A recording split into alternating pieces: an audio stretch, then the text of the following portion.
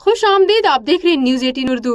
Team India के कप्तान रोहित शर्मा को कारों का बहुत शौक है। उन्हें अक्सर मुंबई के सड़कों पर कारों में सैर करते हुए देखा गया। अब रोहित शर्मा का एक वीडियो वायरल हो रहा है जिसमें रोहित शर्मा अपनी कार लैम्बोर्गिनी के लिए रोते हुए नजर आ रहे हैं। जी हाँ, इस वीडियो के सामने आने के बाद अब पूरे मामले से पर्दा उठा है। दरअसल आईपीएल के 18वें सीजन के लिए एड कंपनियों ने अपनी कमर कस ली है।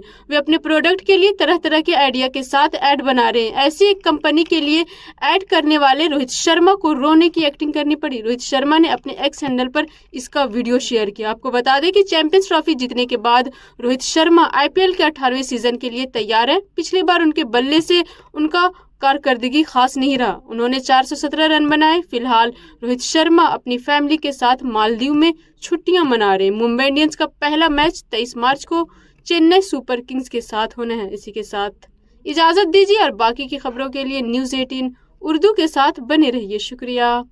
फी अमानिल्लाह।